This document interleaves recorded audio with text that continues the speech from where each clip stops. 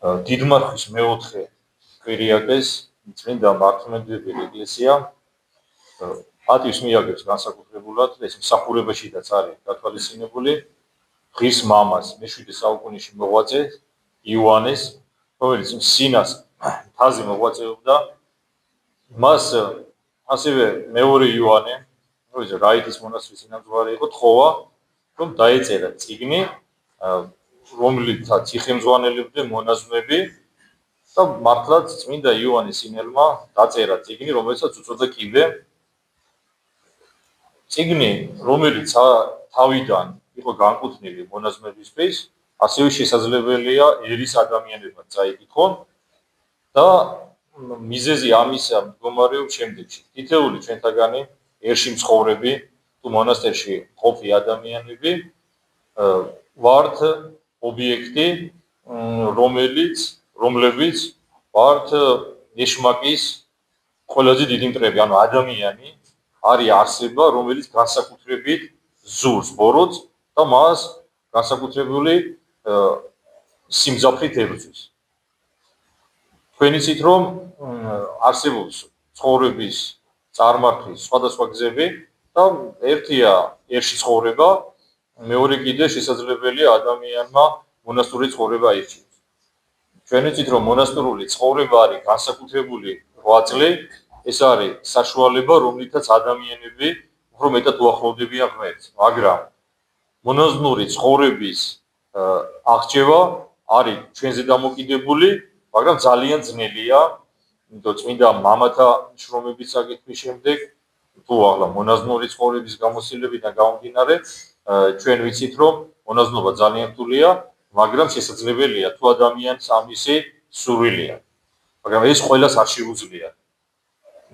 და იმისთვის რომ ადამიანი გახდეს ჭეშმარიტი მონაზონი აუცილებელია რომ არ შეეგუოს სოდებს ებრძოლოს მას და წიგნი სახელმძღვანელო რომელიც დაგვიწერა ჩვენ იოანეს სინელმა სწორედ ამაში ეხმარება მონაზვნებს იმისთვის რომ ადამიანი მოწყდეს მიწას და ავიდეს ზეცაში ეს კიბე სიმბოლურად შეიძლება წარმოვიდგინოთ როგორც მიწი და ზეცა დაღმართული და ადამიანი როდესაც ამ სათნოებების კიბეზე ადის ის შორდება მიწიურ მიჯაჭვილობას სოდვას და უფრო მეტად უახლოვდება ღმერთს და როგორც გითხარით სოდვა თითოეულ ჩვენთაგანს ყველას აქვს წინა წერში წერია რომ არ არის ადამიანი რომ არ იყოს სოდვილი ერთი დღის ადამიანის კი სოდვილია მას ადამიანის სოდვა აქვს ჩვენ ყოველდღიურად ნიადაგ ხშირად ვწოდავთ სამწუხაროდ და ჩვენ გვჭირდება სათნოებები იმისთვის რომ მოვშორდეთ ამ მიწიურ მიჯაჭვილობას და ღმერთთან ერთად ვიყოთ აქედან გამომდინარე ამ წიგნის საკითხვა თითოეული ჩვენთაგანისათვისაც სასურველია საჭიროც არის ასე რომ წმინდა ეკლესია იოანეს სინელის საშუალებით მოგცეს სულიერი სახელმძღვანელო და იმედია თითოეული ჩვენთაგანი ვისარგებლეთ ამ საშუალებით იმისთვის რომ ამ მიწიურ მოჯაჭვილობას მოვწყდეთ როგორც გითხარით ცხოვრების ორი გზა არის ერში ცხოვრება და მონაზვნური ცხოვრება ორივე ცხოვრებით შეიძლება ღმერთს ეყოს სათნო ადამიანი ჩვენ ვთქვით წმინდა იოანეზე ის იყო მონაზონი და განსაკუთრებული ცხოვრებით მაცხოვრებელი და წმინდათა დასში შერაცხული და დიდმარხვის მეოთხე კვირას ეკლესია მისი ხსენება განაჩინა და ეს როგორც გითხარით როგორც ადრე გვაქვს ჩვენათქვამი შემთხვევით არაფერი არ ხდება განსაკუთრებით საეკლესიო და ეკლესიურ ცხოვრებაში ეკლესიის წესგანგებაში შემთხვევით არავინ არ მოიხსენიება თქვენ იცით რომ დიდმარხვის ყოველ კვირას განსაკუთრებით ჩვენ პატივს მივაგებთ ამა თუ იმ მოვლენას თუ ამა თუ იმ სიწმინდეს თუ ამა თუ იმ ადამიანს ხო ჩვენ იცით რომ პირველი კვირა იყო მართლმადიდებლობის თაყვანისცემა ანუ მართლმადიდებლობის ზეიმი მართლმადიდებლობა როგორც აუცილებელი საშუალება სულისხმობისთვის მეორე კვირა ჩვენ მოიხსენეთ წმინდა გრიგოლ პალამა ასკეტიზმის მასწავლებელი შინაგანი ლოცვის მასწავლებელი უდიდესი ღვთისმეტყველი რომელიც გვასწავლის რომ მართალი სარწმუნოების შემდეგ აუცილებელია ღმერთთან ერთობა მუდმივი და განუწყვეტელი ლოცვით ასევე მესამე კვირას ის იარაღს რომელიც ღმერთმა გამოიყენა იმისთვის რომ ჩვენ ჯვარხეთისგან გავეთავისუფლებიეთ ჯვრის თაყვანისცემის კვირა აღნიშნეთ და უკვე მართლმადიდებლური ცხოვრებით მაცხოვრებელი სულიერი ასკეზით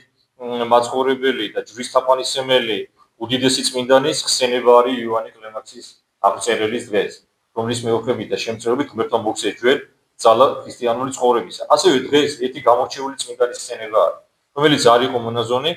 იყო ერის ადამიანი, სახელად ერქვა ალექსი, მისი ცხოვრების საკითხვა არის, მე ასე ვფიქრობ, ძალიან მნიშვნელოვანი, იმიტომ რომ იქ ისეთი დეტალებია, ისეთი საოცარი მოვლენებია აღწერილი მის ცხოვრებაში, რომ ყველა ჩვენთაგანს უნდა გქონდეს ეს საკითხული, როგორც ივანე კიბესახსრელის კიბეზე თქვით, წმინდა ალექსი იყო ადამიანი, რომელიც ცხოვრობდა ერში, ის თავისი მშობლების ერთადერთი ძე იყო და მან გადაწყვიტა, რომ თავისი ცხოვრება მიეძღვნა ღმერთისთვის და მას ალექსი ღვთისკაცი ასე ეწოდება, ასეთი წოდება ძველ აღთქმაში ერთი წმინდანის მიმართაც აქვს გამოყენებული უფალს, ეს არის წმინდა წინასწარმეტყველი ელისე. ალბათ წაკითხული გაქვთ ძველი აღთქმის წიგნები და ერთ-ერთ წიგნში აღწერილია ისტორია იმის შესახებ, თუ როგორ მიდის ელისე ერთი ქალის ერთ ოჯახში და შემდეგ ამ ოჯახში ის მკვდარ პატარა ღრმას აღადგენს და როდესაც ამ ოჯახში უნდა დაიწყოს ცხოვრება წმინდა ელისემ, მას როგორც ღვთისკაცად ისე მოიხსენიებენ. წმინდა მამები განმარტავენ, რომ ღვთისკაცი იწოდება ადამიანი, რომელიც მთელ ცხოვრებას ღმერთს მიუძღვნის. ასეთი იყო ელისე, ასეთი იყო ალექსი, წაიკითხეთ მისი ცხოვრება და თქვენ დარწმუნდებით, რომ ამ ქვეყანაზე საოცარი მოვლენები ხდებოდა, ახლაც ხდება, რომ ვიცოდეთ და ვიდრე სოფლის აღსასრულამდე, ვიდრე მეორე თოსლამდე წმინდად მაცხოვრებელი ადამიანების რაოდენობა არ გამოიგება. სამწუხაროდ ბოლოს შემცირდება კრიტიკულ მინიმუმამდე, მაგრამ დღეს არიან ესეთი ადამიანები ერშიდაც და მონაზვნურ დაშიდაც მყოფი, ძალიან ბევრი პატიოსანი ღვთისმოყვარე ადამიანია, რომელთა ლოცვითაც დღეს დგას საქართველოს და მისე იმედია ასე იქნება ბოლომდე. ასე გილოცავთ დღევანდელ დღეს წმინდა იოანე სინელი, წმინდა ალექსი ღვთისკაცი იყოს თითოეული ჩვენთაგანი შემწე, ჩვენი ქვეყნის მფარველი, ჩვენი ქვეყნის მფარველობა შევავედროთ ამ ორ დიდ წმინდანს და მეათე ლოცვით ღმერთმა შეგვიწყალოს და გვაწმუნოს თითოეული ჩვენთაგანი. ამინ.